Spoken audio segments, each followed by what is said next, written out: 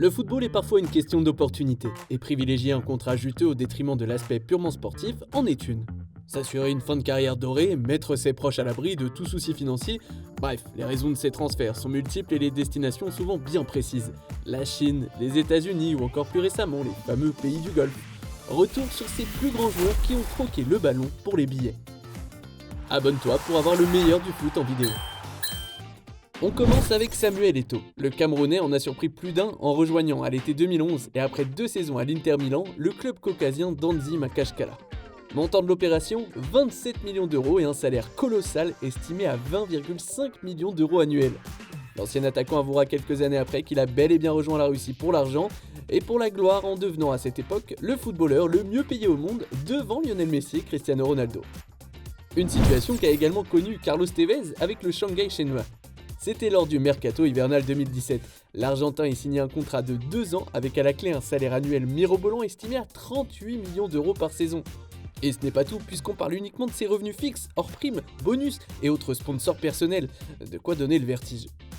Tout d'ailleurs comme le transfert d'Oscar en 2017. Loin d'entrer dans les plans de son entraîneur Antonio Conte à Chelsea et soucieux de subvenir aux besoins financiers de sa famille, le milieu de terrain âgé alors de 25 ans rejoindra la Chine et le Shanghai SIPJ.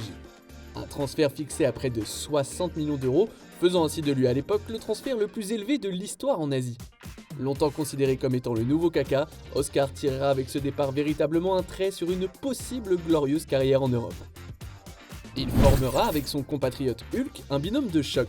Alors âgé de 29 ans, l'international brésilien avait en effet quitté le Zénith Saint-Pétersbourg à l'été 2016 pour rejoindre le Shanghai SIPG. Avec à la clé, là aussi, un salaire gargantuesque pour l'homonyme du super-héros vert, puisque les sommes évoquées étaient de l'ordre de 20 millions d'euros par saison. L'un des transferts les plus surprenants restera peut-être celui d'Alex Teixeira. Ramirez ou encore Jackson Martinez avaient eux aussi cédé aux sirènes de la Chine. Mais dans la force de l'âge, l'attaquant brésilien, notamment convoité par Liverpool, quittera le Shakhtar Donetsk pour rejoindre, contre 50 millions d'euros, le club de Jiangsu Xianing. Un coup de force qui s'inscrit dans la continuité de certains autres transferts, à commencer par celui de Ezequiel Lavezzi. Courtisé par l'Inter après son expérience avec le Paris Saint-Germain, Pocho a préféré dire non à un retour en Serie A et oui à 26 millions d'euros par an en rejoignant le Hebei China Fortune. Club où il sera d'ailleurs présenté comme étant le nouveau Maradona. Rien que ça. Là-bas, le finaliste du Mondial 2014 et de la Copa América en 2015 avec l'Argentine deviendra tout au long de ses années de contrat le joueur le mieux payé de l'histoire du foot chinois. À ses côtés en club durant cette période, on retrouve Gervinho, l'ancien attaquant de l'AS Rome, quittait l'Italie pour la Chine afin de signer un contrat très juteux de 18 millions d'euros par an. Au-delà de ce salaire démentiel, l'Ivoirien a également révélé au Sun les diverses primes qu'il percevait. Et accroche-toi bien, on parle ici de plus de 150 000 euros pour chaque but et 58 000 euros pour chaque match disputé. Cédric Bakambu n'a lui non plus pas su résister à la tentation chinoise. Courtisé par plusieurs grands clubs européens après 3 exercices plus que convaincants avec Villarreal, l'international a contre toute attente fait le choix de rejoindre le club du Beijing Guoan. Les dessous de cette opération, un contrat de 4 ans pour un salaire annuel brut estimé à 18 millions d'euros.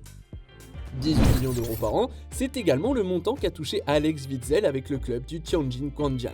Promis à la Juventus, le Belge a finalement fait le choix de rejoindre la Chine.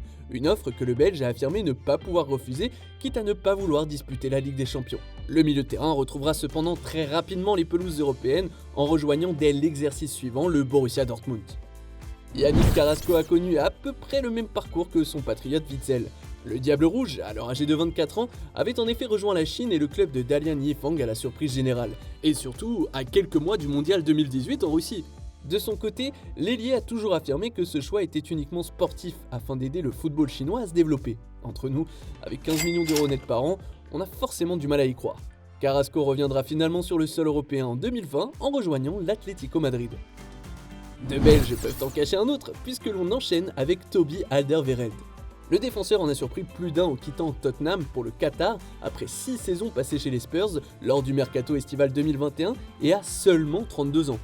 Alderweireld, qui conservait une belle cote sur le marché des transferts, admet sans état d'âme que l'aspect financier a joué un rôle prépondérant dans sa décision de rejoindre Al Duhail SC. Mais ce n'était pas tout, puisque l'aspect familial a également été déterminant.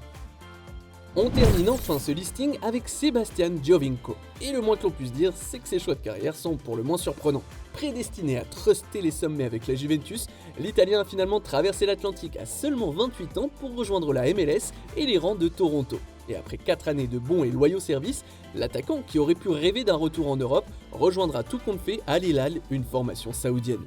Une décision purement financière qui permet à l'ex-international italien d'émerger à près de 9,5 millions d'euros par an. Quels sont les joueurs qui mériteraient d'être dans ce classement? Pato, Chicharito, Nani, Drogba, Radamel Falcao ou encore Neymar? Dis-nous ce que tu en penses en commentaire pour notre deuxième partie. Et si tu as kiffé, n'hésite pas à parler de notre chaîne autour de toi, d'aimer, de partager. Quant à moi, je te dis à très vite pour une nouvelle vidéo. Ciao!